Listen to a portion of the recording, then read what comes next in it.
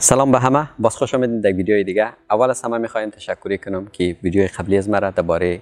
لایسنس مایگریشن از ما که ما لایسنس مایگریشن گرفتم به حیث وکیل رسمی در شهر ملبورن کار منم ورسل کردین، با دوستان اشتراک داشتین و خیلی شمکسته در مورد کارهای ویزه و اپلیکیشن و شهروندی خود با ما در تماس شدین و ما هم همراه شما کاری کردم. این ویدیو از من مخصوص برای از او ایده کسایی است که امیر خم که در جریان هستین انتخابات فدرال استرالیا که در چند ماه آینده رخ میده و ما میخوایم در این ویدیو امو بررسی و امو پیشبینی خود را برای شما قرار بدیم که تا جایی که من میدانم که اگر حزب کارگر که فعلا سر قدرت است، اگر اینا در قدرت استرالیا، در حکومت قدرت استرالیا بمانه و چه تغییراتی میاد و چه تغییراتی نمیاد، و در مورد حزب لیبرال و ملی خواهان استرالیا که اگر اونا سر قدرت باید چه تغییرات در مورد امور وزارت مهاجرتی رخ میده و در این ویدیو فقط خلاص در مورد از این بخش گپ میزنیم. فعلا امور هم که خبر دارین حزب کارگر یا لیبر استرالیان لیبر پارتی در قدرت است و دولت استرالیا را کنترل منه و اینا نسبت در حزب محافظه‌کار لیبرال و ملی خواهان استرالیا که است سیاست های نسبتا بازتر و خوبتر برای مهاجرت داره. خب از وقتی که اینا در قدرت اند از سال 2022 تا حال اینا تقریبا سیاست های اینا یک رقم بوده که درخواست های ویزاهایی که برای مهاجرتی در استرالیا برای دولت دادم جمع مونه یا سبمیت مونه، اینا تقریبا اونا را به صورت زمانی کوتاه‌تر و تیزتر اونا را بررسی مونه و اونا را انجام میده و اینا در این مدت 3 سال گذشته نسبتا تلاش کردن که یک سیاست های بازتر و خوبتری برای مهاجرت در استرالیا داشته باشند، مخصوصا در بازار کار. سیاست های اینا در نسبت در ویزاهای بشردوستانه هم خیلی خوب بوده و خیلی دوستا که هستن میرخم ویزاهای بشردوستانه را دریافت کردن و در استرالیا مهاجرت کردن. چالش ها و انتقاداتی که حزب کارگر فعلا در پیش رو داره، مخصوصا در سالهای اخیر حزب کارگر که فعلا دولت فدرال استرالیا را پیش میبره، اینا یک رقم سیاست های خود در نسبت ویزاهای دانشجویی و ویزاهای موقتی که است یک رقم خیلی سختگیرانه پیش میبره امی سیاست های خود نسبت به ویزاها و یک سری اصلاحات هم اینا در مورد بعضی ویزاها که است اینا پیش گرفته در مدت سالهای اخیر که او نسبتا در مورد ویزاهای دائمی است. وقتی میخوای ویزای دائمی خود را در استرالیا بگیری یک رقم هزینه‌اش بالاتر شده و یک سری فشارها هم روی ویزاهای دائمی ایجاد کرده و یک سری مشکلات برای کسایی که میخوای ویزای دائمی در استرالیا بگیره برای اقدام ایجاد کرده به خاطر مشکلات اقتصادی و فعلا که دنیا در بحران قرار داره. اینا هم یک سری روی کردهای در دست گرفته تا هر کس نتونه مثلا ویزای دائمی استرالیا رو بگیره. از خاطر یک سری فشارها هم اینا روی از بخش هم آورده. خب اگر فکر کنین انتخابات شده باز امی حزب کارگر مجددا یا بازم سر قدرت آمده چی تغییرات و چی احتمالاً چی تغییراتی در بخش سیاست های مهاجرتی از حزب میه. در نظر از ما اگر اینا احتمالاً بازم سر قدرت شونه، باز اینا تلاش منه به خاطر که فعلا استرالیا در یک قسم مشکلات اقتصادی پیش روی داره. اینا کوشش میکنه که ویزاهایی که بخش سرمایه گذاری و بخش تجارت میشه او ویزاها را اینا کسته بیشتر کنه و آسانتر کنه و احتمالاً برای کنترل از که چون اینا در بحران‌های داخلی و سیاست‌های مشکلات‌های داخلی گرفتار هستند، شاید بعضی ویزاهای موقت را و بعضی ویزاهای بشردوستانه را اینا کسته یک سری سختگیرانه یک سری اونا را یک سری کنترل بین از ایجاد کنه که تا اونا بتونه مثلا خیلی آدما کسته از طریق ویزای بشردوستانه داخل استرالیا نه.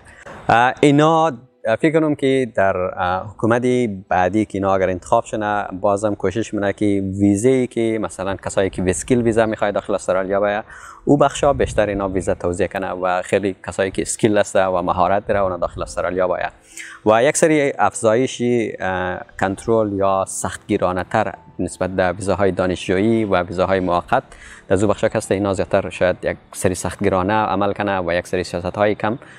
مشکل تری برای ازنا وضع کنه. خب در عین حال اگر حزبی مخالف از اینا که حزبی اپوزیشن میشه مثل لیبرال و ملی خواهان،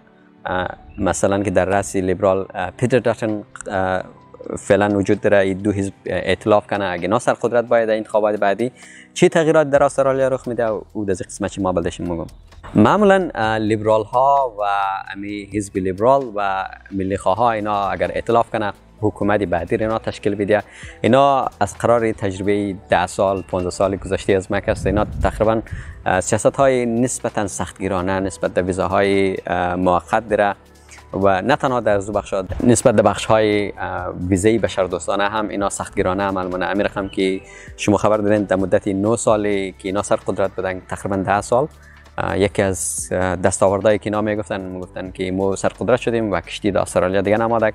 اینا که از اون طریق خیلی کوشش میکنه که مثلا ویزاهای و سیاست‌های سختگیرانه نسبت به ویزاهای بشردوستانه و ویزاهای موقت بگیره. اگر اینا روی قدرت باید یک سری چالش‌ها و انتقادات هم پیشروی داره. سیاست‌های سختگیرانه نسبت به ویزاهای مهاجرتی در استرالیا پیشروی داشته باشد. از چه خاطر؟ به خاطر که استرالیا فعلا دو مشکلی عمده و اساسی داره که فعلا در استرالیا به اندازه کافی مسکن یا خانه وجود نداره که هر کس صاحب خانه باشد، خانه داشته باشد و از نگاه اقتصادی که هستم همه مشکلات داره و اینا روی ازی فوکس مونه که ویزاها را کم کنه، ویزای کاری و ویزای بشردوستانه را تا بیشتر کارمندها از داخل خود استرالیا باشد و کسایی که داخل خود استرالیا هستند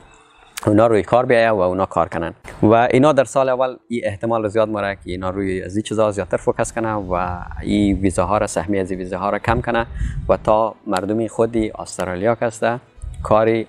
دائمی داشته شد و اینج کار کنن و اینا شاید یک سری افزایشی یک سری نظارت ها هم روی ویزای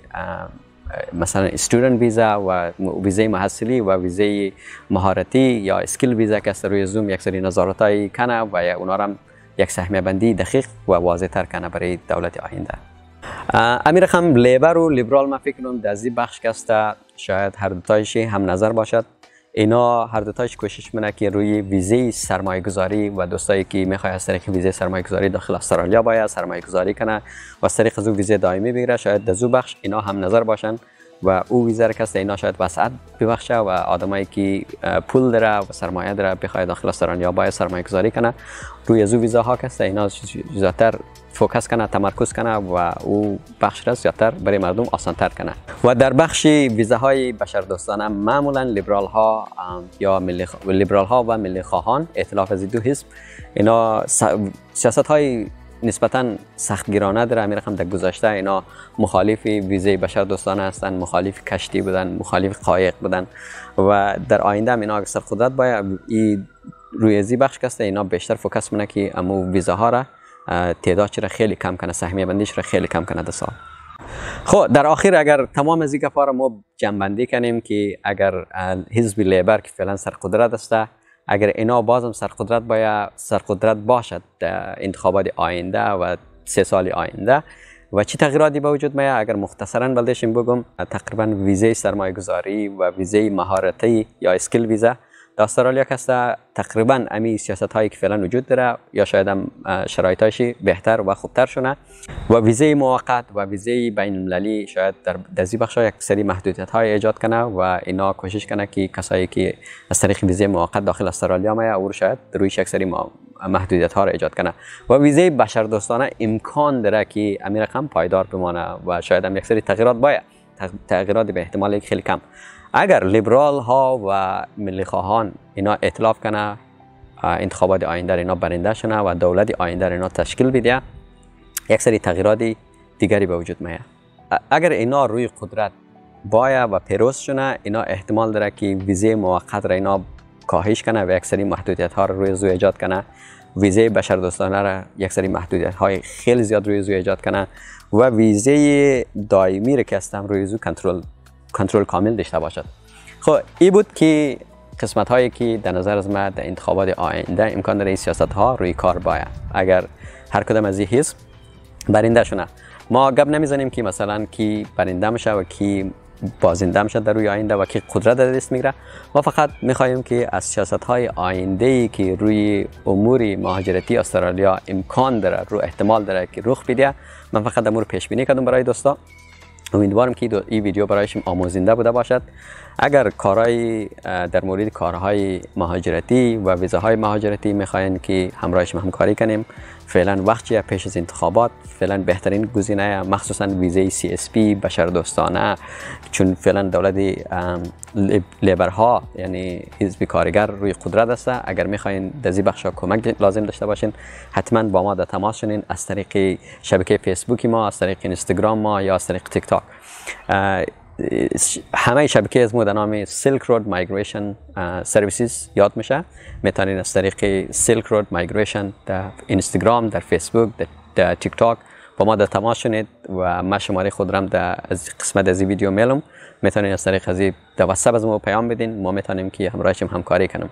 از این گذشته اگر در قسمت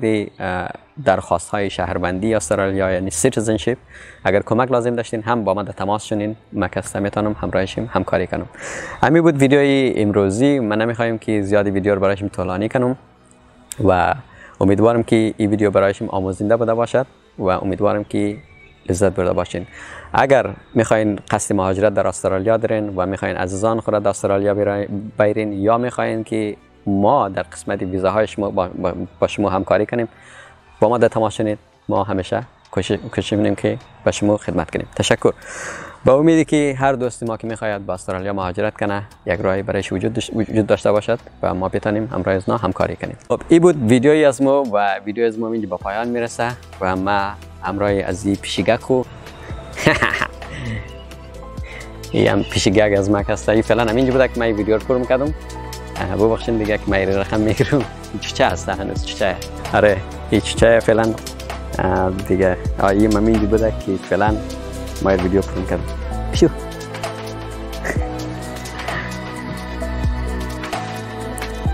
اوکی دوستان عزیز، تا ویدیو بعدی خداحافظ.